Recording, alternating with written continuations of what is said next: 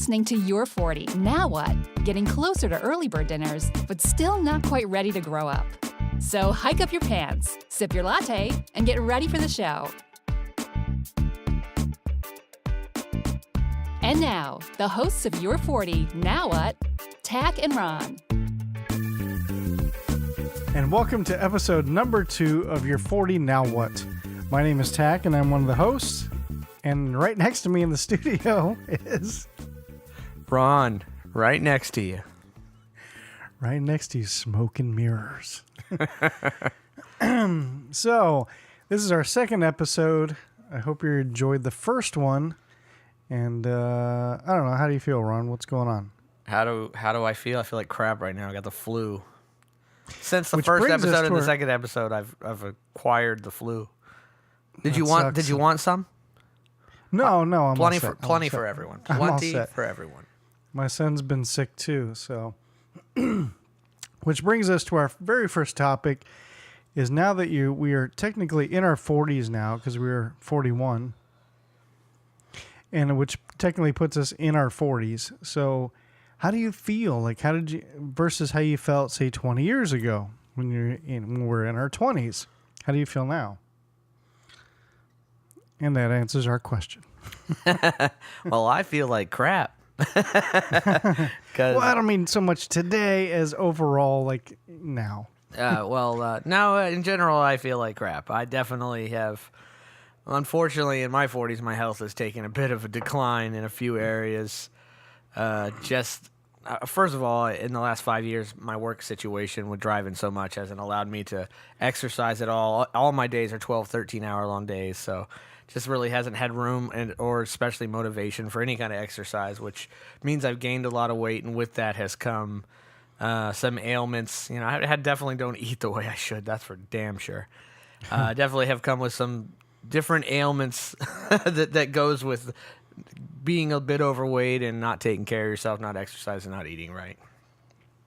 I hear you there. I used to work like 12-and-a-half-hour shifts in security, and it's the same thing. Like, it's not a healthy lifestyle to work so many hours, and like you do a lot of hours driving and stuff like that. It's just not healthy. Jesus, I'm hacking. So, all that definitely does not help with health and how you feel and all that.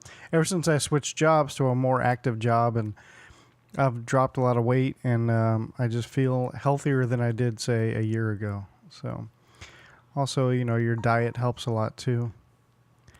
Sorry, I just got a text. Okay. Also, diet helps too. I cut out a lot of carbs. I cut back a lot on soda. I used to have a Diet Coke habit, or addiction, if you will. Now I've cut back. I used to drink like 6-7 sodas a day. Now I may drink one. I drink a lot of water, like a bottle of water, like at work, and that's all I drink at work. And it helps a lot in cutting back on carbs too. There you go. You got yourself a bottle of water. I wish I had one here, but I don't. I'm out. I'm just gonna go to using the it to store. cool off because I'm sweating so bad. I don't actually drink it. Oh, you should. It's good for you. That's a joke. Let's get with the program here. That was a joke? Yeah. Yeah. So, like, any other issues that, you've been dealing with? Yeah, so since I've gotten older, I've had a few things creep up. One not so humorous, one quite. So I'll start with the not so humorous one. So I've been getting this weird stomach acid thing that Like acid reflux? yeah, or like an acid heartburn? reflux. And I could feel it at night. Like, it was usually only at night that I felt it. I'd be laying down. I could feel acid kind of flowing up into my esophagus. Yeah, that's not good. And it would almost give you the kind of sensation of sometimes not being able to breathe. But one time, it came up, just came up really hard, and it hit me right in my larynx. And I only know this because of the reaction I had, so I looked it up the next day to see, hey, what the hell happened to me last night? So it came up and hit my larynx, and there was a word for it, and I forget what the word was of what exactly happened to me. So it comes up, it hits your larynx, and it closes your throat off. I mean, 100% closes your throat off. You absolutely, positively cannot breathe. Yeek. That's So not I just, good. I just wake up. I'm like, I mean, like literally, that's what's going on. That's scary. Yeah, it was really scary. And my wife's, kind of freaking out a little bit. I woke her up, obviously, and I just tried to lay there and kind of let it pass. For some reason, I thought, hey, this will pass. I won't die. She didn't call the ambulance. Maybe we should have called the ambulance, but we didn't. And after maybe 30, 40 seconds, it passed. Now, when I read and I found this out that this will pass. And you may even pass out. It's possible that you could pass out from lack of oxygen, but it will pass. It'll open back up. You'll be able to breathe. No one ever died from this, but it sure feels like you're going to die. So it's pretty scary. So I started taking some over-the-counter medicine. Yeah. And I talked to my doctor about it and said, hey, I'm taking this now. It seems to really be helping the acid reflux. Can I keep taking this? He goes, you can keep taking that indefinitely. I don't remember what the medicine is. If we ever get social media, somebody could text or email or something. Yeah. And I'll let you know what it is. But cool. What he also said to me was if the medicine stops working, it's something to do with like the flap in your stomach or something. If that flap has to go, I might have to have surgery on it pretty much. It's possible that I'd have to have surgery if the medicine stops working. If the medicine continues to work, then I'll be okay. But the medicine works perfect. I have zero problem on the medicine. So I'm just going to hopefully, and it's like an over-the-counter thing. It's not super expensive. It's like a Nexium or something like that, but there's like an added ingredient in there. Is that like a Tums kind of a thing? Or no, it's a pill. It's a capsule.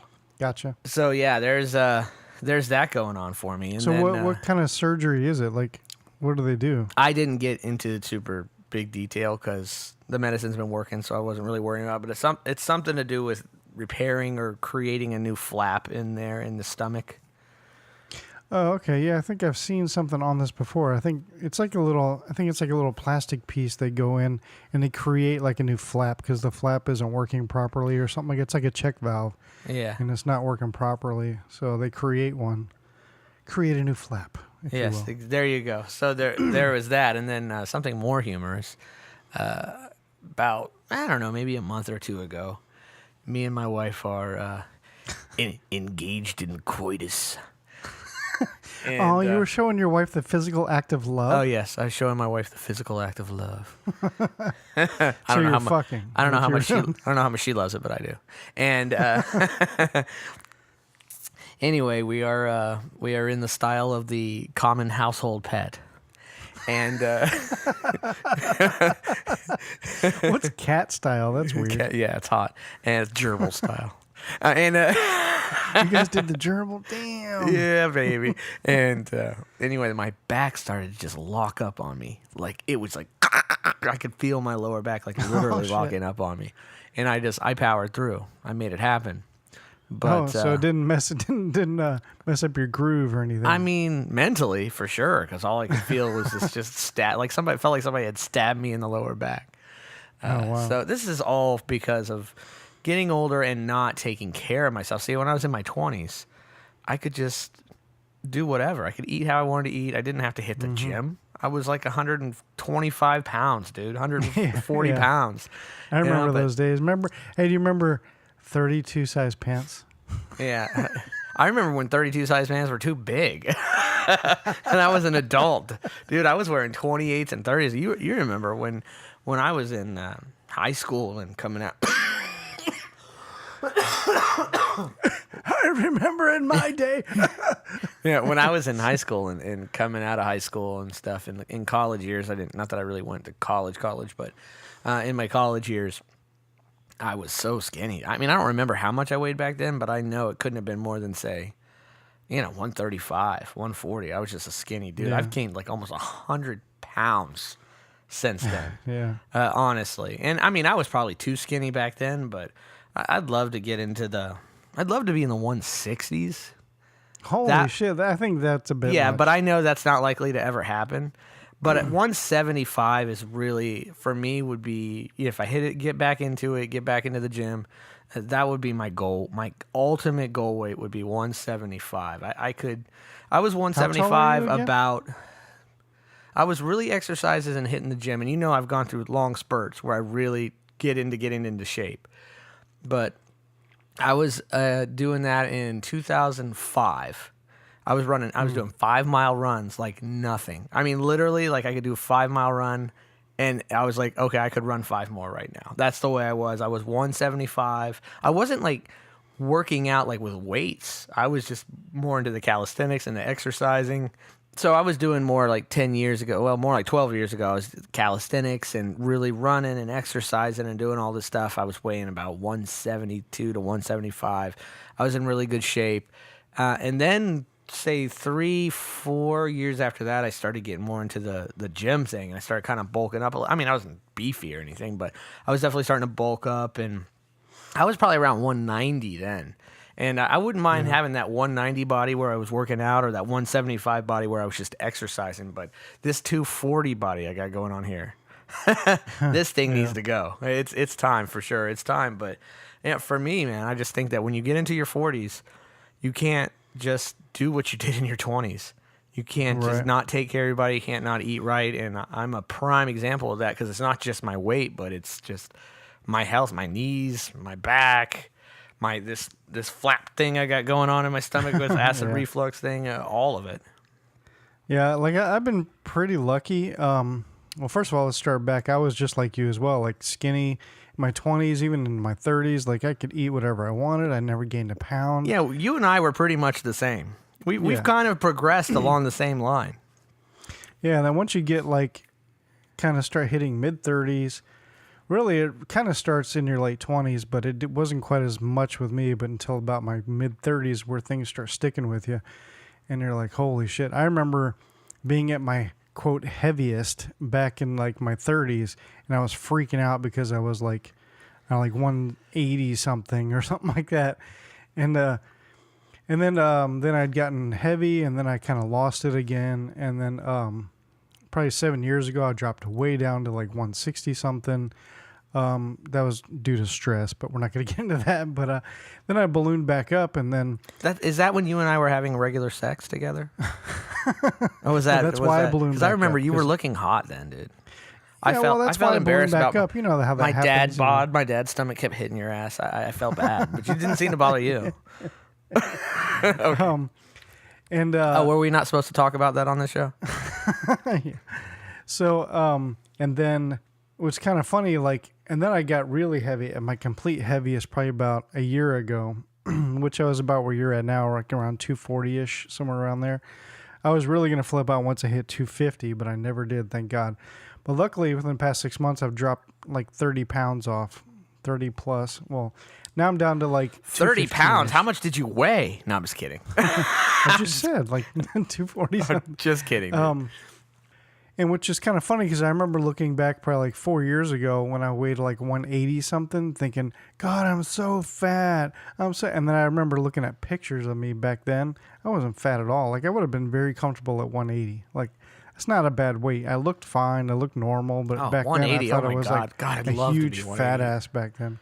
Oh, 180. Oh, I want to get there so bad. I know, it's nice.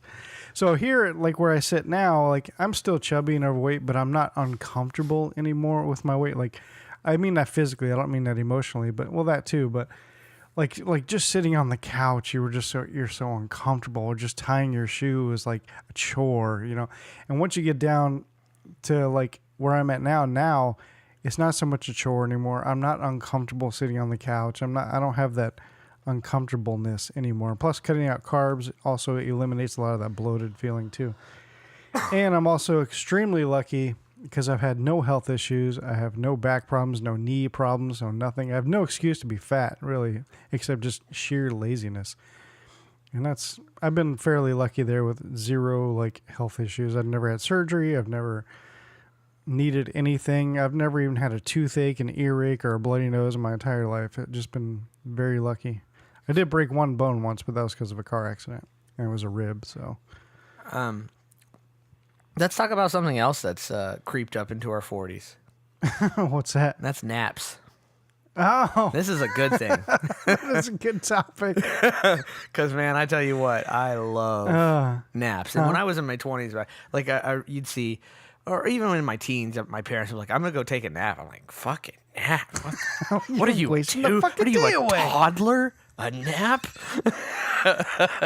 Right. Now I'm just like, have sex with the most beautiful woman in the world or take a nap? How do I decide? They're both really great. Can I have both? No, can't have both. Well, I'm really tired. I'm going to hit the sack. So, yeah, man, naps. Naps are your friend. Yeah. I used to never nap. Never. But over the past few years, I nap a lot. Well, the main reason is because I don't know how to sleep, and I can't sleep more than 4 or 5 hours a night. So, and I work second shift, so I don't go into work till the afternoon. So I get up super early every morning. But I do enjoy that noonish nap just before I have to get ready and go to work. So it's kind of nice. But yeah, I nap like all the time now. I used to never nap and I used to think every woman in the world fucking napped because every chick I was ever with always naps sometime during the day. Except my girlfriend now. She doesn't nap at all. She like makes fun of me because I nap. She's like, "Nap? What are you, fucking old?" I'm like, "Well, I'm just tired." So I'm always scared that... let's just change the name of the show to the coughing show.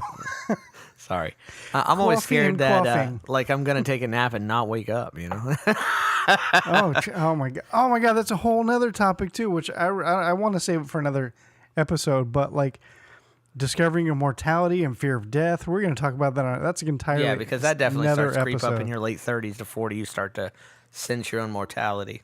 Oh my God. That's a whole different show. We're going to talk about that like maybe next episode or something, but to the next episode. to the next episode. Money. And I really don't love hoes. All right, man. You want to bring us to the break? Yeah, man. You want to take us out? All right. We'll be right back and talking about some things. Well, I don't have any subject, any knowledge of, but Tach does. We're going to talk about some dating apps in your 40s. Oh, yeah. All right. We'll be back after this message.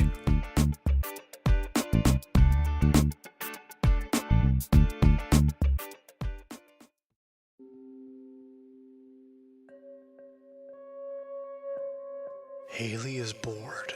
Bored with life and endlessly looking for a purpose and her place in the universe. She knows there's more out there than working 9 to 5.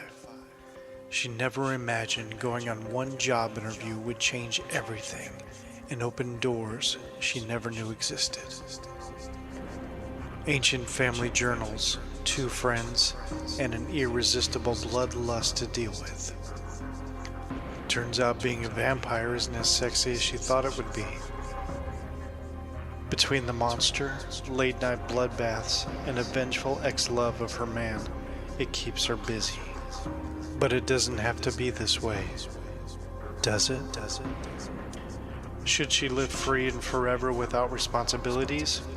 Or will she find the direction she's been looking for? One thing she does know is that she will fight for what she wants and create the perfect life without traditional vampire restrictions.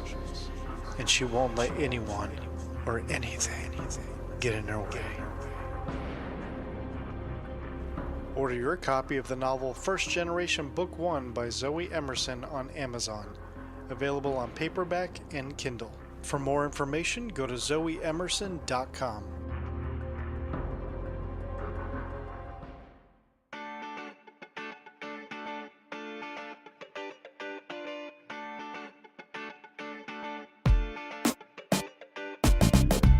We're back. And you can say that. I don't have Yeah, I any can say problem that with because Adam, and I mean, I guess we should talk to it a little bit. Living Podcariously, which is a podcast that Tach does, one that I used to be on, but it's just, you guys are on the other side of the county. I mean, you're right with us. Now, you guys are on the other side of the county. It just doesn't work for me driving all that way. But yeah. anyway, I always said Well, we that, and I definitely always miss used to you drive there, buddy. Adam crazy every time we come back from the break. Hey, we're back. And we're back. So I'll try You not to should do it totally too come often. back like that every time. Nah, Just to piss Adam off. I think it'll just get annoying to the listeners. All right, well, we were going to talk about dating apps, which is something I know absolutely nothing about because I've been married for many, many, many, many, many years.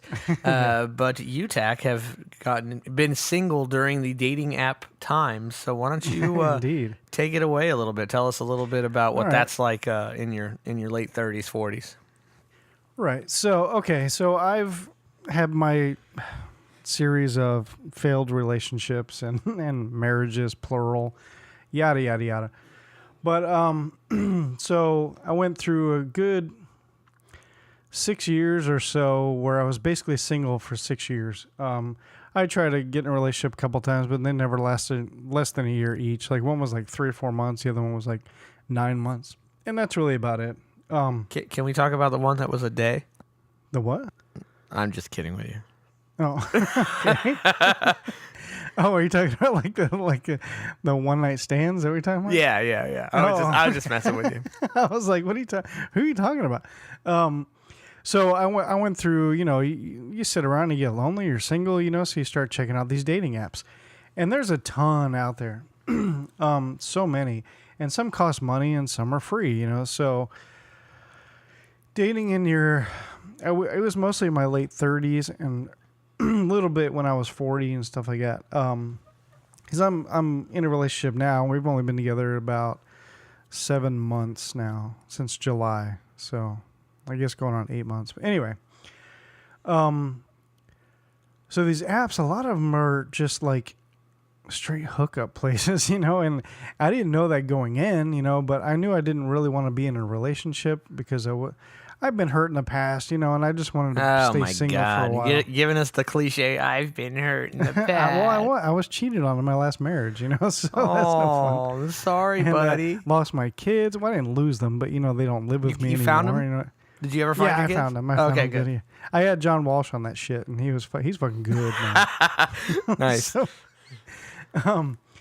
but yeah, no, I don't want to talk bad. Like, she didn't take off with my children or anything. I knew where they were all the time. I don't want anybody to assume that. But I don't live with them anymore full time anyway. So I decided to have a little fun, with these dating apps and dating and meeting women and just having a good time. And I did. I went through a few years where I was having a good time, And so let's get, because you know me, I'm the devil is in the details. Yeah. Okay, thank you. Go ahead. So take us through it. Take us through. All right, so you're recently divorced. Yeah. And are separated from your wife. And how long did it take from that till you were like, let me throw myself on one of these apps here. Let me see what's up. And did you just kind of explore using the internet? Did you ask somebody, hey, what's some good app for, meeting some girls? Or how did you go about that? Well, I didn't do it right away because I was going through my, well, poor me, I'm a victim, and I hate women, and all that kind of crap. That took me a good year or so to finally get.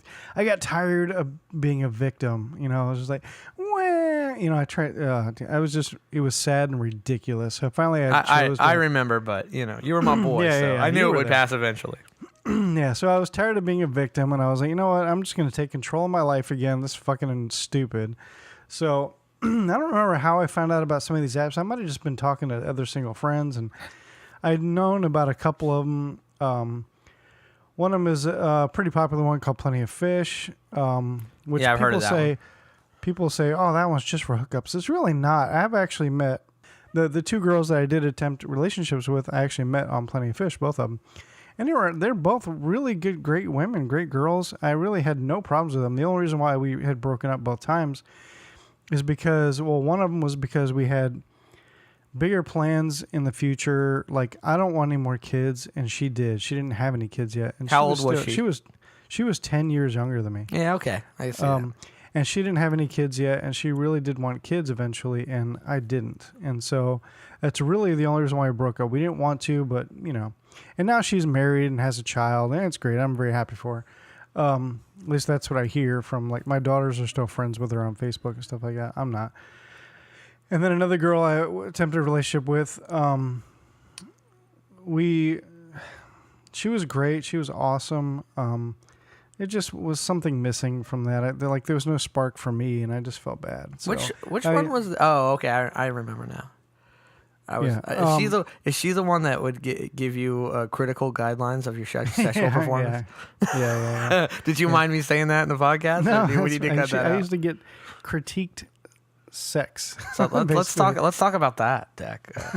Okay.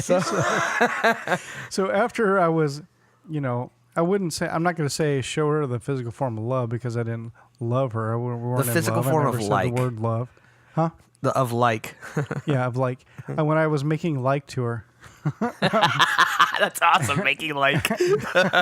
Afterwards, I would basically get a critique on what I can do to be better next time. And I was like, "This is so awful." awesome. Like, but it wasn't like, "Okay, let's talk about this. Okay, I wrote this down. This is what you know." It wasn't like that. It was more like, "I need you to fucking do this, and why haven't you done?" And don't you remember me telling you that you had to? I want you to do this and do that, and you haven't done it, and like, she never like, what's the word like where you start off? Foreplay? No. I have no idea what you're trying to say. Sorry. She never initiated anything. I always had to. And she'd tell me straight up, I will never initiate it. If you want it, then you just start. And it was frustrating and it was stressful. Then I got to the point where I didn't even want to sleep with her anymore. Like I didn't want to have sex anymore. And I would come up with fake excuses like I'm tired or I don't feel good or I have a headache or whatever. Well, you didn't really have to come up with excuses though, because if you didn't initiate, nothing would happen. True. Well, I didn't want her sitting there going, why isn't he doing anything? So. So then I need to ask, like, give me some examples of some of these critiques she had. Well, she would say like, I want you to like take charge. I want you to pick me up and throw me on the bed and do this, which I'm not going to get into like physical details here, but you can kind of, she was a little bigger. She wasn't fat. Don't get me wrong. But I mean, yeah. She was like, and I don't know. You just need to hit the gym, dude. That's all it was. She was like, and you need to hit the gym. That was like one of them. No, she didn't say that. So you can pick me up and toss me around like a Muppet. So, like, that was just a small example. And it was just, I don't know. It was just very stressful and frustrating. And I just had no interest anymore. But she was still a great person. I would recommend her to anybody. So anybody who's into being critiqued on their sexual performance. Well, she probably would meet, like, maybe her next guy probably doesn't need to be critiqued. Maybe he's a little bit better. So maybe he's actually good in bed. Yeah. Not that anyway, it doesn't matter. I'm not trying to sell myself to anybody. My girlfriend knows. Yeah. So dating in your 40s absolutely happens, and it can be just as exciting and just as great as when you're in your 20s. Is another thing I realized too. There's not much difference, really. I didn't feel it anyway. I was very nervous starting off, like going on first dates with girls, because I wanted a bunch of first dates, but not too many second dates, So, and oh my gosh, should I tell this story? My worst first date ever? Yes, you should. I should? Yeah. Is this one? Is this of recent time, like in your 40s? Or No. This is probably like 5 years ago at least. Okay, go for it. All right. That's kind of a long story. I'll try to do a quick version. Okay, so I was working retail, and this was actually a customer that had come in. I worked in a kind of a retail environment where we had regular customers coming in like monthly. So we got to really know our customers, And she would come in, and I would just BS with her, like, hey, how's it going, da-da-da. And I always thought she was kind of cute or whatever, and she seemed fun. And so finally I decided to ask her out. And she was like, okay, cool. She was like, hey, on Saturday, I'm taking my son and his friend to the skate park. Did you want to come with us? And I'm like, sure, why not? That'll be cool. Nice first date, it's during the day, just out and about, kind of spend some time. That sounds like a good kind of get to know you a little bit thing. I could see that. Yeah. So I went with her. First, I showed up at her house because at the time, the only mode of transportation I had was my motorcycle. I didn't have a car yet. Well, I didn't have a car at the time. So I rode over to her house, and then we took her vehicle. So as I'm there, she's like, well, I'm still getting ready. Can you help my son load? Like, he wanted to bring his bicycle and a couple skateboards and everything, just put it in the back of her SUV. And I'm like, sure. So I go out there, I'm helping him load it. And then I look in the back seat. This is red flag number 1. In the back seat on the floorboard, there's tons of empty beer cans. I'm like, what the fuck? Noise. And so right next to us was the dumpster. So I opened it up, start throwing all these beer cans in the trash. I'm like, oh my God. Red flag number 1. So then we go inside, and she's like, and we get ready to leave. So she's driving. I'm past her son, and then his friend are in the back seat. And the son's like 9 years old, and so is his friend, like around 9. Okay. So she says to me, she kind of leans over. She's like, hey, if we're going to be spending the day with kids, I need something to get me through the day. And I'm thinking, okay, what do you mean? She's like, well, I'm going to stop off at 7-Eleven and get something. And I was like, okay.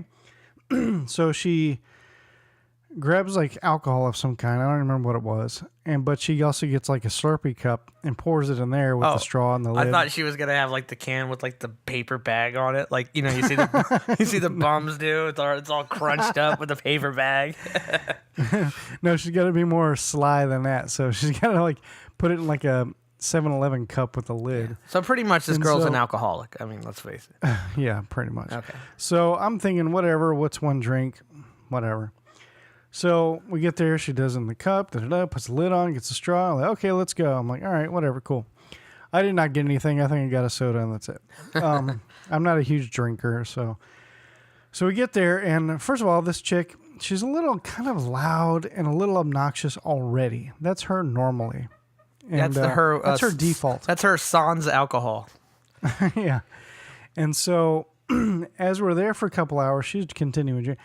She starts to get even louder and more obnoxious, kind of to the point where she'll like be kind of loud and just and people walk by and then she'll say weird shit to strangers and they'll be like, what? And she'll be like, nothing, I'm just kidding. Ha ha ha. And I'm like, what the fuck? And I'm just like having to apologize. Sorry, she's and then it's annoying. I hate that. And then this is where it kind of takes a turn. Her son and her son's friends start arguing over like using the bicycle or something like that. And it was the son's bicycle, but his friend wanted to borrow it, whatever. And so they were kind of arguing. Can you pause for a second? Yeah. I think your arm on the table is making like a squeaking sound. Yes, that's coming through loud and clear. Well, it's yeah, true. Okay, I was just letting you know that it's probably picking up on the mic. It may not be, but it's picking up in my earbuds. I'm thinking it might be picking up on the mic. Gotcha. All right, sorry about that. I just wanted to let you know. I didn't even notice it for a while, so I don't know how long it's been happening. But just now, I was like, what's that noise? I've heard it too, and I haven't really been paying attention. Yeah, no, it's cool. It's cool. Go ahead. Continue on. So her son and his son's friend are arguing over this bicycle. So, a normal parent would say, look, you need to share with your friend, stop being, rude and all this and that, and blah, blah, blah, and share with your friend. And the kid would go, but no, you need to share with your friend. All right. That's how a normal parent, you and I, would handle a situation. Well, she's not a normal parent. So we're in this skate park, this kind of skate park that has some outside and some inside, kind of a warehouse covering kind of a thing. So we're at the inside portion. And then she just like screams at her son. She's like, you need to fucking listen to me and stop being a little fucking shit. And that is like just yelling and screaming. And he's like, okay. And at this point, everybody around is looking at us. I'm just like, oh my God, I'm so embarrassed. I'm just like, holy shit. Like, where the hell did this come from? Get me out of here. And then red flag number 2. Try to speed the story up. Okay, so let's fast forward a little bit. With her being more and more obnoxious, just with me and her just being loud and just being stupid and it's not making any sense and just, annoying. And then, so now it's time to leave. And so, she's like, okay, boys, let's go. It's time to go. And first of all, before this, I noticed that she's getting really tipsy. Mm-hmm. And then I was like, you're going to let me drive when we leave, right? And she's like, you want to drive my car? And I was like, oh shit, what's she about to say? And she just goes, okay. I'm like, oh, thank God. Okay. So, anyway, it's like time to leave. And then, of course, her son's like, I don't want to leave yet. Because technically it was his birthday, but we've already been there for hours, And then she's like, you need to shut the fuck up. I said it's time to leave. We need to fucking leave, you little shit. And I was just like, holy shit. Who talks to their 9-year-old son like this? But it gets worse. So they start arguing. And then, he goes, Mom, you're drunk again. I was like, oh my God. This is horrible, dude. And then I was just like, holy shit. And then she's like, I am not drunk. You need to mind your own fucking business, you little fucking piece of shit. And I'm just like, Oh my God. oh my God. And this is the time where we're walking back to the vehicle. And the two of them are just arguing, back and forth. And then I noticed that she's slipping into the driver's seat. And I'm slipping into the passenger seat going, But I didn't really want to go, hey, remember I'm driving? Because she was already like burning hot right now and just screaming and ready to fucking punch somebody. And so we're getting in the car. And so I turn around to the boys and I'm like, you got your seatbelts on? Make sure you get them seatbelts on. And so Mr. Toad's wild ride about to happen. yeah, so I'm allowing this to continue because I mean she's not like falling over drunk, but I'm also right there and I'm watching every move she's making behind the wheel. You know? So if it was a radical, I would absolutely stop her and take over. But the fighting is continuing in the car. And she is getting more hardcore. This is as if like two rival gangsters were screaming at each other, you know. She's calling him every fucking name in the book. Like, you fucking little piece of shit. You're nothing but a little bitch. You ain't going to do shit. You know. Jeez, and he's 9 years old? 9 years old. Oh, my poor kid. And he's just like upset and is like, ah. And he's like, well, I'm hungry. So, and then she's leaning over to me going, I don't know what to do. I don't know how to handle this. I don't know what to do. And I was like, well, first of all, stop screaming at him. You know, maybe if you stop, he'll stop and everything will just calm down. Which that seemed to work for a few minutes. She's like, fine. So everything calmed down for a few minutes. I'm like, all right, cool. And then all of a sudden, this like empty cup comes flying from the back seat and hits her in the head. That's awesome. I was like, oh, no, he didn't. She deserves it, like, but that's hilarious. And she was like, oh, no, you didn't, little fucking piece of shit. And she started swinging her arm back there. I just see her moving her arm, and I'm hearing slaps on it, and the kid's going, stop. She's like, you little fucking piece of shit. She's like, I'm going to fucking beat your ass when you get home, you little fucking bitch. You know, she's like talking like a gangster, this little kid. Jesus. And I'm just like, oh, my God. And then she's like, and then we're coming up and there's construction. There's a cop parked on the side of the road. She's like, all right, now shut the fuck up. When we go past this cop.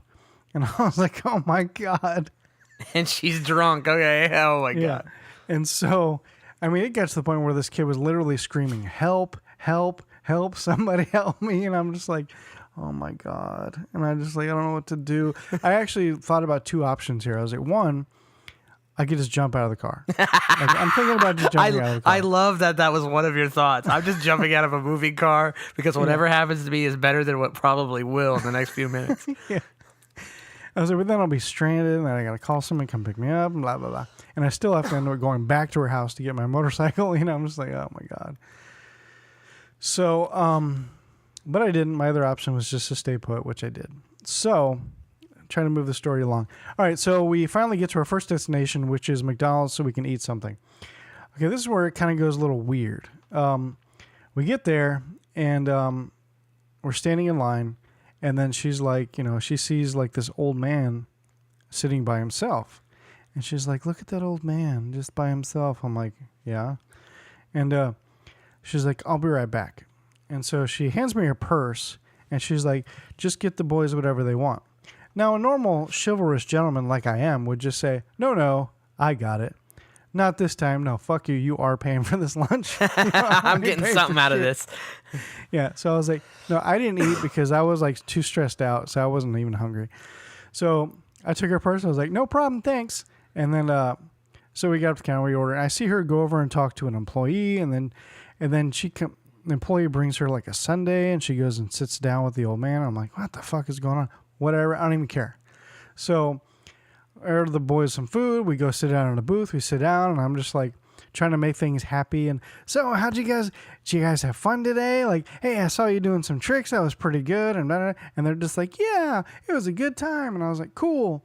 And then all of a sudden she comes back and she's like crying. I'm like, what the fuck is happening? And so she's like, can we go sit at another booth? I was like, sure. So me and her go sit at a separate booth from the boys. And then she's just like, I was so sad because that old man is just his wife died, and he's just waiting to die. So I bought him a sundae and just wanted to talk to him. I was like, well, that's cool. So she does have kind of a heart. With old random people she's never met, but her son, Yeah. who cares? Right. So then she starts crying. She's like, I don't know what to do with my son. Like, my sister wanted to get custody of him, and I don't know if I should just give him up to my sister. And I'd have been I don't like, know what to you should. do. You really should. Yeah. And then, so now I'm like giving her parenting advice, you know. I'm like, well, you just need to chill out and calm down. And good Lord, don't, you know, he's 9. Give him a shot, you know. And then she's like, you probably think I'm a crazy bitch, huh? And I was like, what? What do you mean? No. And then she's like, come on, you can't tell me you didn't think that at least once today. And I was like, I thought it like 45 times later. yeah, I was like, all right, yeah, and maybe I did think it once. Of course, I didn't tell her it was one time all day throughout the Yeah, entire it was day. once from the second you started drinking until right this moment. And I'm still thinking it.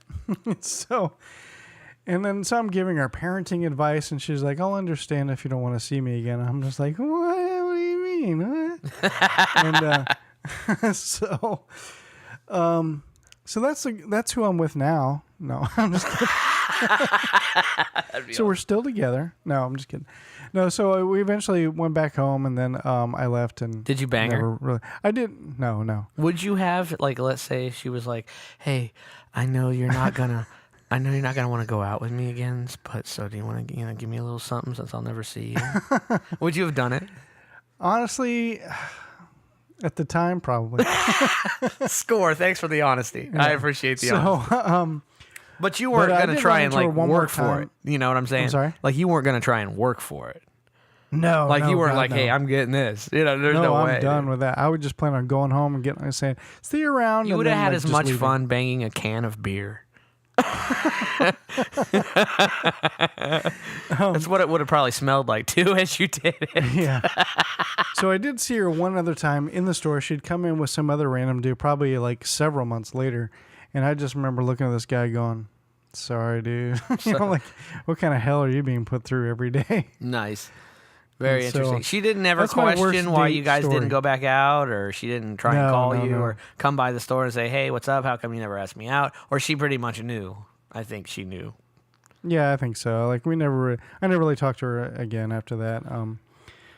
So I mean, I saw her like that one time, and we were just friendly and cordial, and just, hey, how's it going? Things are good. That's good. Cool. And that's really So about that it. was a dating horror story. That you're Dating horror you're story, really but that encouraging those 40-something-year-old, maybe Well, like I was newly gonna say- single guys to really get out there and get into it.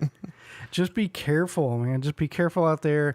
I kind of went into a lot of it haphazardly. So like I was like, sure, strange chick, you can just, here's my address, come on over. I luckily made it through all that single years with no stalkers, no STDs, no no really super crazy chicks. I think I just got really lucky. So I don't know if I would definitely, if I had to go through all that again, I would not be so Careless. careless. Yeah. I think I just got really lucky. And yeah. So just be careful out there. Being single in your 40s can just be as much fun as when you're in your 20s. Just be careful. And it's a different kind of woman out there when you're in your 40s than it is when you're in your 20s. That's true. Most of the time. And to be honest with you too, when I was in my late 30s, I was still dating chicks in their early 20s, so Yeah. I say dating, but just hooking up or whatever, Understood. So yeah. All right, man. Well, I don't have anything to add for dating in your 40s except for dating my wife. I mean, we But go still, out. you guys do date nights, right? Oh yeah, heck yeah. We definitely do date nights. That's like our Well, good. thing. Yeah, we love That's important hitting- too. Going to dinner, and we got like our favorite places that we go. And I mean, our kids are older now. My son just turned 16 yesterday. Well, yesterday at the time of this recording. Well, happy birthday. And my daughter is 12. She'll be 13 this summer.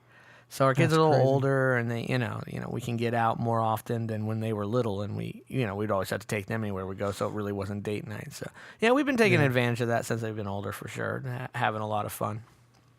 Because eventually it's just going to be us again, yeah. unless we And had. How many years did you have before you had Logan, the firstborn? Oh, only a year, maybe year and a half. Yeah. Year and a half. Yeah, we weren't together very long before we had our first child. Because we've been, like I Which said, we're we've been gonna married talk about. it'll be 18 years this year. And we'll talk more about how to deal with that kind of thing on our upcoming podcast called You're 50 Now What? I know, right? In 10 years. All right, man. Well, I think it's time for another break. And when we come back, we're going to talk about movies we liked as kids because there was naked chicks in them. And you know, the funny part is I have that subject written down, but I have actually no movies in my head right now, but I figured they'll just come to me as we discuss it. Oh, as soon as you bring it up, I can think of many. So, okay, All right, cool. We'll be back in a minute, guys. All right.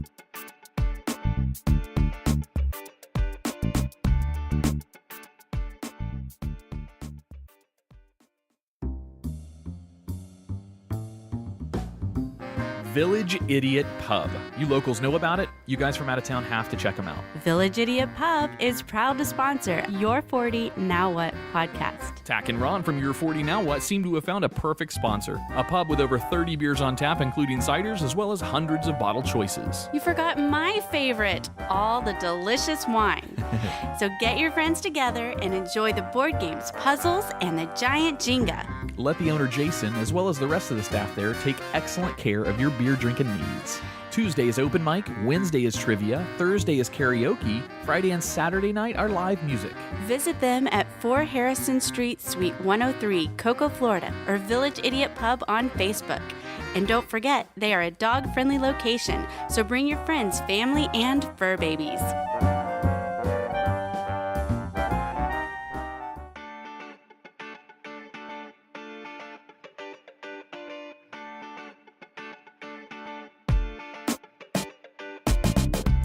And we're back. Sorry. Nice. Welcome back. Boy. All right. So sorry I didn't mean for that story to go on for so long. The last segment was a little longer than I had hoped, but I felt the story needed to be said. I didn't even think about that when we were doing like show notes and kind of making notes on what we're going to talk about, but I guess it certainly was fitting today. Oh, no. It's So- actually, you had never told me that story before. I haven't? No. So it was truly. I swore I told that on Living Vicariously never. back in the day. Never. I've never heard that story Really? before. Never once. Oh, wow. And Okay. it was awesome. I was like, cool, this is an actual story I've never heard before. So I was just listening and enjoying. And so Isn't glad it great, that Ron, I could that we still have imagine stories? being in that situation. Like I could just imagine how uncomfortable that day must have just been. I mean, the way you explained it, it sounded like you were literally with this person for like 8 hours of your day. Like how long were you guys like even? How long were you with her that day? Probably like 6-7 hours. Yeah, it felt Probably. like Yeah. not that the story drug on, but you described it as to Yeah. make me It feel was a that while. you were with this girl like all day long. Pretty much. All right, so now on this new topic, we're going to talk about, which is a topic you brought to the show, Ron, about movies Broughton? in the Broughton. You brought? Did I say Broughton? You did say Broughton. That's awesome. Noise. You had brought to the show, which is, we're kids, like in the 80s or 90s, whatever time frame you want to look at. There was movies. Movies were great back then as far as rated R. There's lots of nudity, which seems like there's not as much today.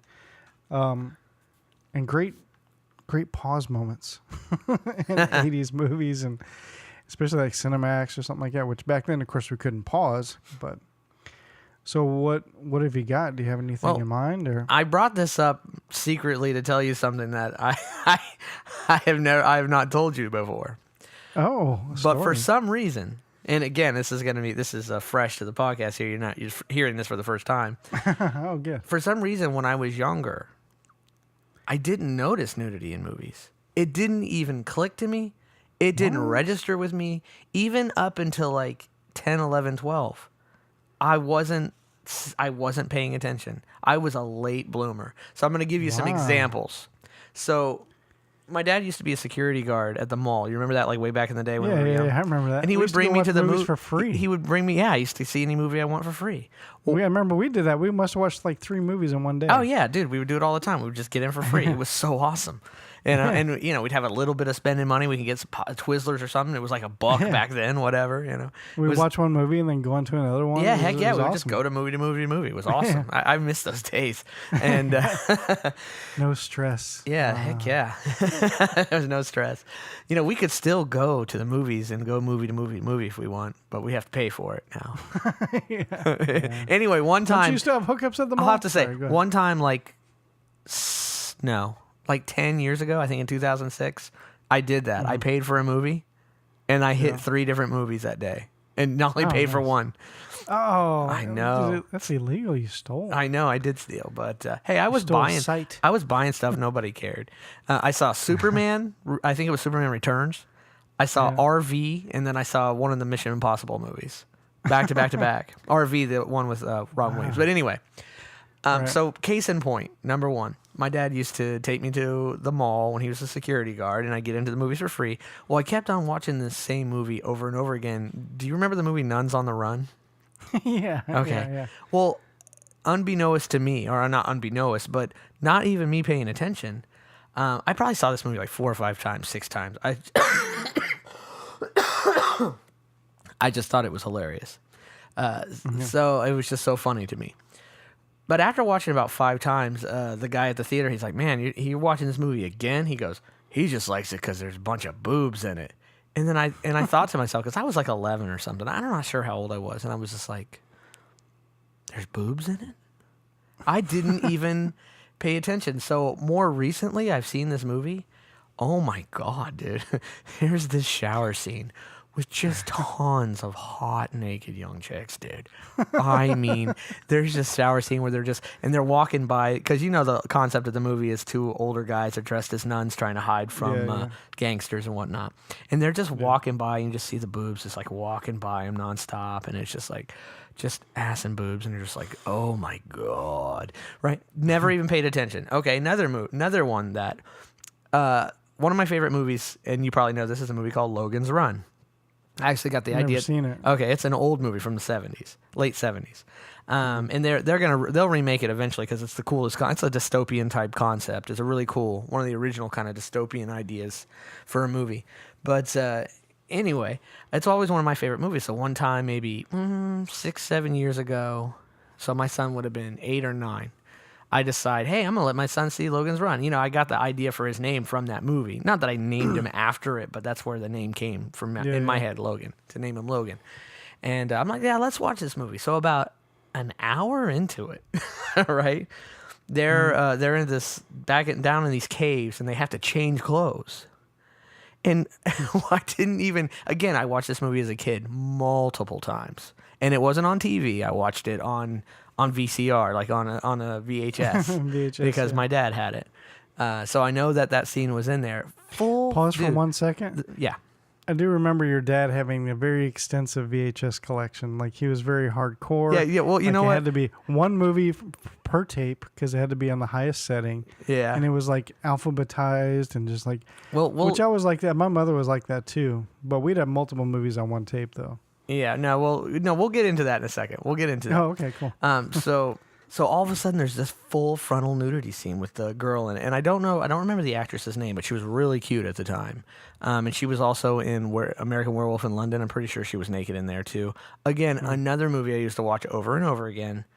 Never noticed the nudity. So for whatever reason, when I'm talking up to like 10, 11, I think it took to maybe 13 before I even noticed nudity in movies. I had seen Fast Times at Ridgemont High as a little kid. Oh, that's one of the ones on my list. Tons of times. I mean, the Phoebe Cates scene, obviously, is famous. God. I didn't even realize she took off her top in that movie until I saw it again in my 30s.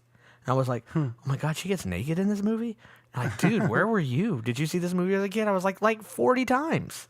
Yeah. Now, on VHS, I never noticed, dude. So I have to say that for whatever reason, I didn't really catch on to that kind of stuff and pay attention to sex and nudity in movies until like Cinemax. And I was like 13, 14.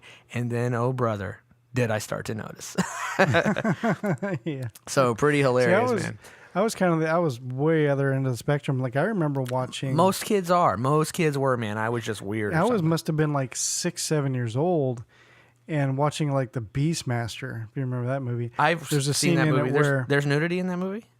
yeah, I've seen that movie a bunch of times. where the main chick in it, which she was so hot, like she was bathing in this lake and she was naked, and I just remember going, "Oh my god!" Like I noticed chicks immediately, like 6 years old. I don't know what it was with me. Dude. Yeah. What was my problem? Well, I mean, is it weird that I didn't pay attention to that? I mean, I used to watch Porky's. Yeah, Porky's. Tons of nudity in it, right? Tons of nudity. Yeah, like going back to like Fast Times at Richmond High with Phoebe Cates scene. Oh my god, Phoebe Cates was amazing. She was so hot. God, yes. Yeah, and she was also naked in another movie too. Oh man, I can't even remember what it was called now. There was another one she got naked in. Remember like Revenge of the Nerds? Yes. I remember watching that movie tons of times, even like as a kid with like, parental people around, and there's like not just tits everywhere, but there's also bush, and like, they even talk about it like, we've got bush, and I remember watching and going, yes, even though it's supposed to be a comedy scene, so like my sister watching it and just laughing, I'm like, yeah, it's hilarious. Oh yeah, it's just like, and it was just so hot. But then that comes to, I can stand watching anything in front of my kids, and I wonder if this is all kind of tied into it. I'll let my kids watch just about anything, but I do not let them watch anything with nudity or sex. Like I can't, and I cannot stand to be in the room. But now it's almost getting to the point where I don't want to watch that stuff with almost anybody in the room. It's weird. Like I'm getting weird about it. It's like I'm getting more and more secluded with that. My wife obviously, like I don't bother. That doesn't bother me. But then I'm sitting there, and it's getting more and more. I don't know. It's getting more and more weird for me that way because me and my wife we like the 50 Shades movies, and obviously, and we just watched the second one in the movie theater, and I'm sitting right because it's a crowded theater. We saw it the first weekend, so it was a pretty crowded theater, and I'm sitting right next to some like 20-something-year-old girl, somebody I don't know. My wife's to the right, and then just strangers to the left. And then we're watching all, because the second one is way more raw than the first. There's a lot more sex in it and stuff. Yeah. And I'm just sitting there thinking, like, this is almost a little embarrassing watching this stuff in front next to somebody like I don't even know. This is like Pee Wee Herman jerk off theater weird right now. But I don't think that most other people think that way. So I don't know what the hell my problem is. But trust me, I still remember seeing it. It just didn't register with me for some odd reason when I was a kid.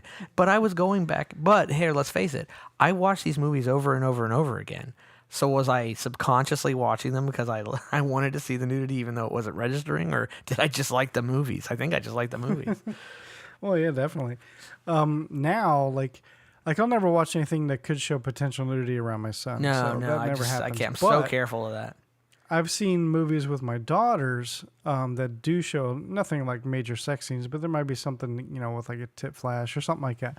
But now I kind of make a joke out of it, so it's not awkward, or maybe I make it more awkward. So does it feel awkward to you though when it happens with your kids around? Especially not when you make a joke like I do. Like every time there's like maybe a topless chick will show up on the movie or something, I'll just be like, "Hey, girl," or something like that. And my daughters will just like laugh. Or if I even miss it, now my daughters will be like, "Hey, girl, right, Dad?" And I'm like, "I didn't see it. I missed it. Go back." So that's funny. And so it's just kind of funny. So now we make a joke of it.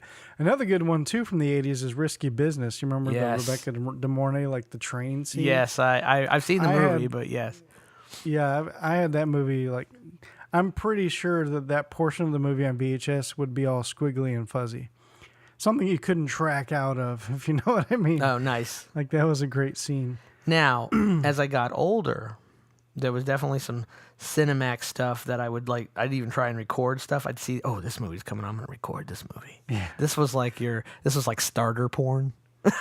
Like Lady Chatterley's Lover. Oh, or exactly. Like and there was like there was like something called The Other Woman, and there was just some other random like 90s Cinemax movies that had really hot girls having sex. But then as I was getting to be a teenager, I really liked to see it. But interesting because obviously I work in retail and I work in the book business.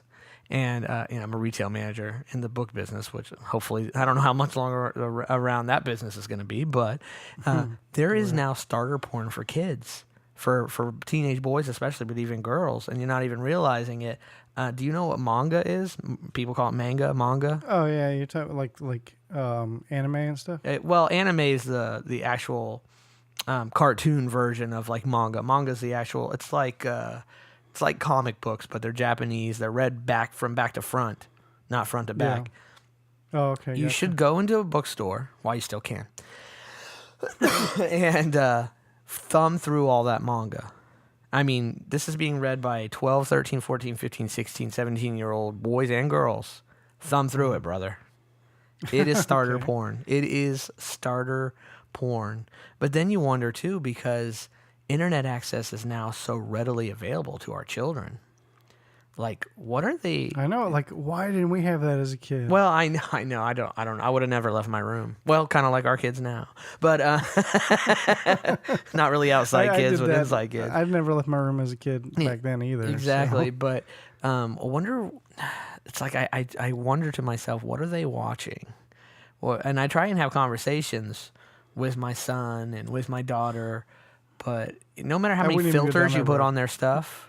First of all, every time you put a filter on it, it like doesn't let them do the stupidest things. I'm like, oh my God, seriously? Yeah.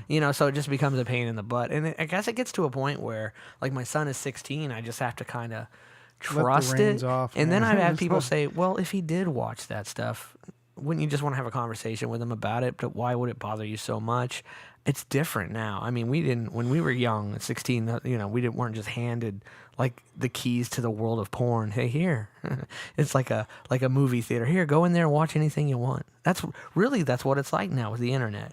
It's like the old porn stores where there was like hundreds and thousands of tapes, which they still have some stores that have stuff like that. But, and it would be literally like taking a 16-year-old, handing them to the key and go watch what you want. Just plug it in right there. You can check it out. It's so different now than what it used to be. Right. When we were kids, like, we had to go to magazines, which... See, I never had any magazines kind of funny. when I was a kid because no one in my family had them around, so I never had any exposure to Playboy or anything.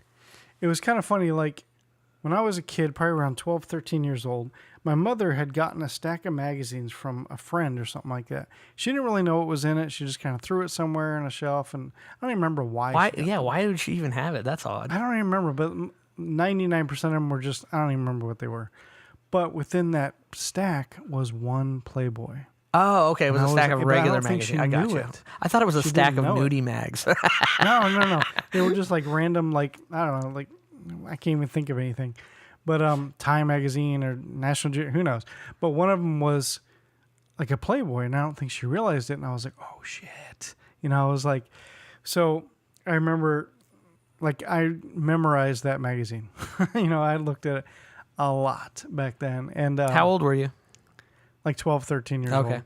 And then another way I got magazines is me and our mutual friend Jimmy, of lifelong friends back then too, which hearing other people's stories now, like, we basically found a Playboy in the woods, and it turns out that's a very common tale.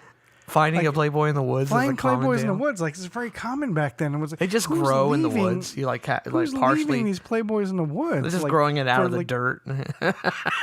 I'm gonna leave this for the next kid to find. It's exactly like a secret society. Yeah. So me and Jimmy had found like a couple of them, and so we took them back. And what's really kind of neat is that first Playboy that my mom had in the stack. I eventually obviously lost track of it, whatever, until I was in the still Navy. Have it. No, I don't still have it. Until I was in the Navy and somebody had some old Playboys and stuff like that.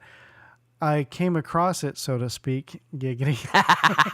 Nice. I've actually found that same Playboy, like my first Playboy I ever looked at. The exact same issue?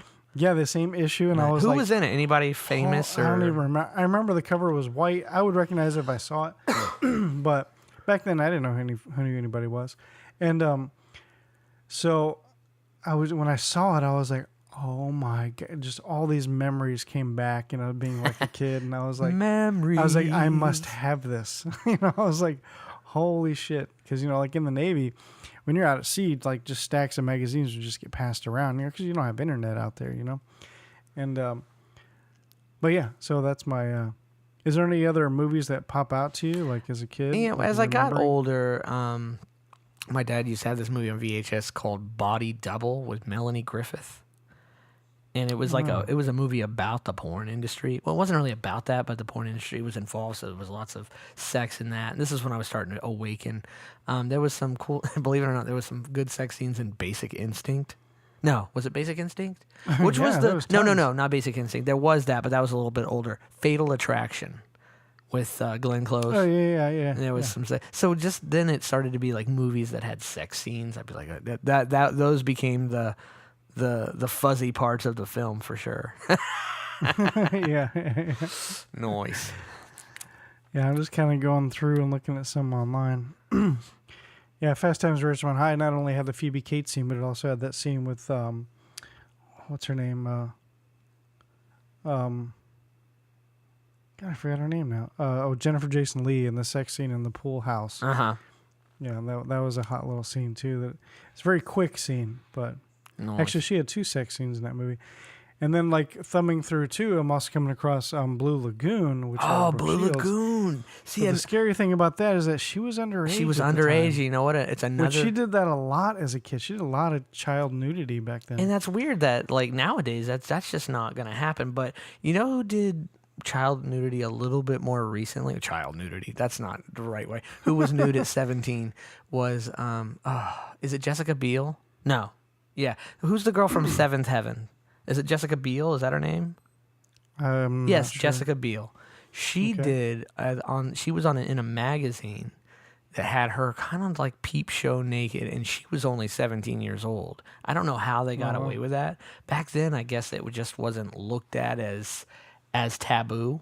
But again, another movie, Blue Lagoon. I saw that movie 100 times as a kid. The nudity and I guess, did they have sex in the movie too? I'm assuming. Yeah. It never registered. I haven't seen that movie since I was a kid, so I'd probably go back now and be like, holy crap, this movie had tons of nudity and sex. But again, I have to be so careful of that, because if it's a movie I haven't seen for a long time since I was a kid and I want to introduce it to my children, the whole Logan's Run thing now makes me like, I have to I'll look through and make sure, wait, there's no full frontal nudity I don't remember in here, is there? Because that was like the first clue to me that I was oblivious to it, was the whole Logan's Run. Hey, I'm going to show you this movie. It's awesome. I was like, oh my God, there was nudity in this movie. I don't even remember that. It just didn't register with me for whatever reason. Yeah. I was weird that way. Oh, it registers with me now, brother. Don't get me wrong. All right, cool. Is there anything else on this topic? No, man. I think. Well, I noticed that there's not as much. I think we've beat nudity this in off movies good. Beat this up good enough. There's not as much nudity nowadays in these movies, and it just depends on the movie. it's just like a cheesy straight to DVD or straight to stream like genre now that does like these, like your Fast Times at Ridgemont High or your Porky's or those movies all aren't that as kind of mainstream as they used to be. Oh, there was I guess American Pie. Did American Pie have nudity in it? I don't think no. Oh, Shannon Elizabeth, duh. Yeah, Shannon Elizabeth. That's right. Where she first started. See, now that she was topless, yeah. Scenes like that are more epic. I mean, there's still nudity in movies. I mean, a lot of the stars have been. I mean, most of the stars have had some kind of nudity nowadays. Yeah, but I guess I'm thinking more of like the cheesy, like, college or high school romps. They don't really have much of those anymore, unless they're straight to stream with like nobody in it that you would recognize. Yeah. No, man, that's all I got. This is kind of a longer episode. Won't quite be as long because we got to edit a little bit, but it's a longer episode, which is fine. I don't have a problem with that. Nope. No, I'm sure everybody enjoyed it. Cool. So pretty soon we will have social media out. Probably by our next episode, we'll have social media, where to get a hold of us, how to contact us. I mean, you can get a hold of me on Twitter at TACH, TACH_. You can find me on Twitter at Fins, FINS, Fins Broadcaster from my Miami Dolphins stuff. And next time, you got to head up the Twitter account for this podcast. So Ron will let us know on that. You'll do the Facebook. Episode 3. Because I don't do the Facebook thing that much. I'll do the Facebook, yeah. And Perfect. So I'll have a Facebook page. Ron will have a Twitter account for us by next episode. And probably an email or something to get a hold of us too. Word. So, all right, man. All right, so this has been your 40 Now What? My name is Tach. I'm Ron. And we will talk to you next week. Bye. Bye.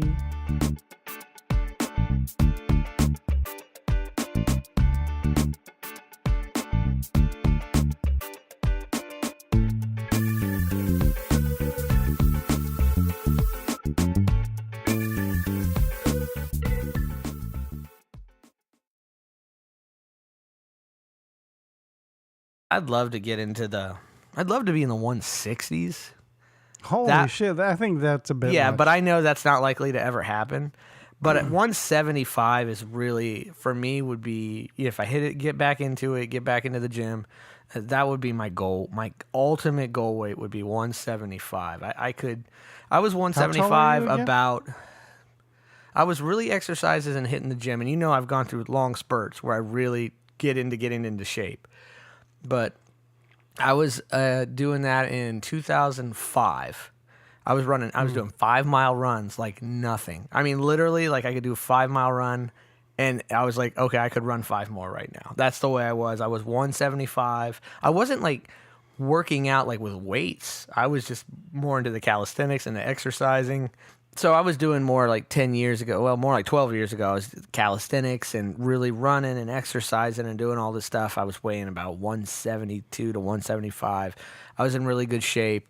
And then, say 3-4 years after that, I started getting more into the gym thing. And I started kind of bulking up. I mean, I wasn't beefy or anything, but I was definitely starting to bulk up. And I was probably around 190 then.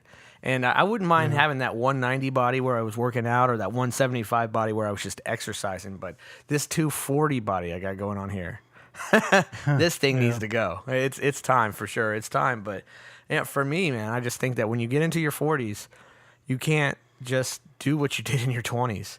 You can't just not take care of your body. You can't not eat right. And I'm a prime example of that, because it's not just my weight, but it's just my health, my knees, my back, this flap thing I got going on in my stomach with acid reflux thing, all of it. Yeah, like I've been pretty lucky. Well, first of all, let's start back. I was just like you as well, like skinny in my 20s, even in my 30s. Like I could eat whatever I wanted. I never gained a pound. Yeah, you and I were pretty much the same. We've kind of progressed along the same line. Yeah, and then once you get like kind of start hitting mid-30s, really, it kind of starts in your late 20s, but it wasn't quite as much with me, but until about my mid-30s where things start sticking with you, and you're like, holy shit. It came up and hit my larynx, and there was a word for it, and I forget what the word was of what exactly happened to me. So it comes up, it hits your larynx, and it closes your throat off. I mean, 100% closes your throat off. You absolutely, positively cannot breathe. Yeek. So I just I just wake up, I'm like, I mean, like literally that's what's going on. That's scary. Yeah, it was really scary. And my wife's, kind of freaking out a little bit. I woke her up, obviously, and I just tried to lay there and kind of let it pass. For some reason, I thought, hey, this will pass. I won't die. She didn't call the ambulance. Maybe we should have called the ambulance, but we didn't. And after maybe 30, 40 seconds, it passed. Now, when I read and I found this out that this will pass, and you may even pass out. It's possible that you could pass out from lack of oxygen, but it will pass. It'll open back up. You'll be able to breathe. No one ever died from this, but it sure feels like you're going to die. So it's pretty scary. So I started taking some over-the-counter medicine. Yeah. And I talked to my doctor about it and said, hey, I'm taking this now. It seems to really be helping the acid reflux. Can I keep taking this? He goes, you can keep taking that indefinitely. I don't remember what the medicine is. If we ever get social media, somebody could text or email or something. Yeah. And I'll let you know what it is. But cool. What he also said to me was if the medicine stops working, it's something to do with like the flap in your stomach or something. If that flap has to go, I might have to have surgery on it pretty much. It's possible that I'd have to have surgery if the medicine stops working. If the medicine continues to work, then I'll be okay. But the medicine works perfect. I have zero problem on the medicine. So I'm just going to hopefully, and it's like an over-the-counter thing. It's not super expensive. It's like a Nexium or something like that, but there's like an added ingredient in there. Is that like a Tums kind of a thing? Or no, it's a pill. It's a gotcha. capsule. Gotcha. So yeah, there's that going on for me. And so then, what kind of surgery is it? Like, what do they do? I didn't get into super big detail because the medicine's been working, so I wasn't really worrying about it. But it's something to do with repairing or creating a new flap in there in the stomach. Oh, okay. Yeah, I think I've seen something.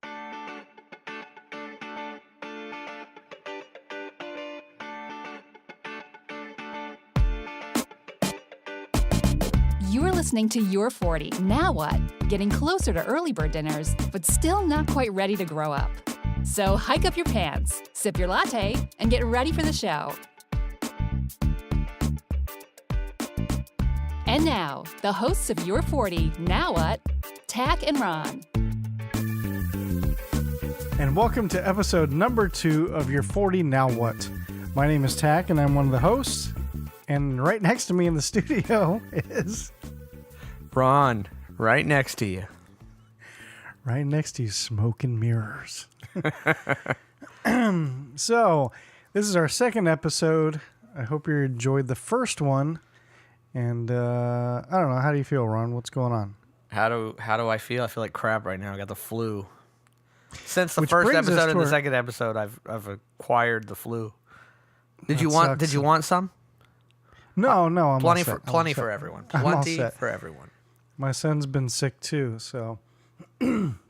Which brings us to our very first topic, is now that we are technically in our 40s now, because we were 41, and which technically puts us in our 40s. So, how do you feel? Like, how did you versus how you felt, say, 20 years ago when we're in our 20s? How do you feel now? And that answers our question. Well, I feel like crap. Well, I don't mean so much today as overall, like now. No, in general, I feel like crap. I definitely have. Unfortunately, in my 40s, my health has taken a bit of a decline in a few areas. First of all, in the last 5 years, my work situation with driving so much hasn't allowed me to exercise at all. All my days are 12, 13-hour-long days, so just really hasn't had room or especially motivation for any kind of exercise, which means I've gained a lot of weight, and with that has come some ailments. You know, I definitely don't eat the way I should. That's for damn sure. Definitely have come with some different ailments that goes with being a bit overweight and not taking care of yourself, not exercising, not eating right. I hear you there. You know, I used to work like 12 and a half hour shifts in security, and it's the same thing. Like, it's not a healthy lifestyle to work so many hours, and like you do a lot of hours driving and stuff like that. It's just not healthy. Jesus, I'm hacking. So, I mean, all that definitely does not help with health and how you feel and all that. Ever since I switched jobs to a more active job, and I've dropped a lot of weight, and I just feel healthier than I did, say, a year ago. So, also, your diet helps a lot too. Sorry, I just got a text. Okay. Also, diet helps too. I cut out a lot of carbs. I cut back a lot on soda. I used to have a Diet Coke habit, or addiction, if you will. Now I've cut back. I used to drink like 6-7 sodas a day. Now I may drink one. I drink a lot of water, like a bottle of water, like at work, and that's all I drink at work. And it helps a lot in cutting back on carbs too. There you go. You got yourself a bottle of water. I wish I had one here, but I don't. I'm out. I'm just gonna go to using the it to store. cool off because I'm sweating so bad. I don't actually drink it. Oh, you should. It's good for you. That's a joke. Let's get with the program here. That was a joke? Yeah. Yeah. So, like, any other issues that, you've been dealing with? Yeah, so since I've gotten older, I've had a few things creep up. One not so humorous, one quite. So I'll start with the not so humorous one. So I've been getting this weird stomach acid thing that Like acid reflux? yeah, or like an acid heartburn? reflux. And I could feel it at night. Like, it was usually only at night that I felt it. I'd be laying down. I could feel acid kind of flowing up into my esophagus. Yeah, that's not good. And it would almost give you the kind of sensation of sometimes not being able to breathe. But one time, it came up, just came up really hard, and it hit me right in my larynx. And I only know this because of the reaction I had, so I looked it up the next day to see, hey, what the hell happened to me last night? So Been on this before. I think it's like a little plastic piece they go in and they create like a new flap because the flap isn't working properly or something. Like, it's like a check valve. yeah. And it's not working properly. So they create a new flap. If you Yes, will. there you go. So there was that, and then something more humorous. About, I don't know, maybe a month or two ago, Me and my wife are engaged in coitus. And, you were showing your wife the physical act of love? Oh, yes. I was showing my wife the physical act of love. So you're fucking. I don't know how much she loves it, but I do. And anyway, we are in the style of the common household pet. And What's cat style? That's weird. yeah, it's hot. And it's gerbil style. You guys did the gerbil? Damn. Yeah, baby. And anyway, my back started to just lock up on me. Like, it was like, I could feel my lower back like literally locking up on me. And I powered through. I made it happen. But, so it didn't mess up your groove or anything. I mean, mentally, for sure, because all I could feel was this just felt like somebody had stabbed me in the lower back. Wow. So this is all because of getting older and not taking care of myself. See, when I was in my 20s, I could just do whatever. I could eat how I wanted to eat. I didn't have to hit the gym. I was like 125 pounds, dude, 140 pounds. I remember those days. Hey, do you remember 32 size pants? Yeah. I remember when 32 size pants were too big. And I was an adult. Dude, I was wearing 28s and 30s. You remember when I was in high school and coming out. I remember in my day. Yeah, when I was in high school and coming out of high school and stuff, in college years, not that I really went to college, but in my college years, I was so skinny. I mean, I don't remember how much I weighed back then, but I know it couldn't have been more than, say, 135, 140. I was just a skinny dude. Yeah. I've gained like almost 100 pounds since then. Yeah. Honestly. And I mean, I was probably too skinny back then, but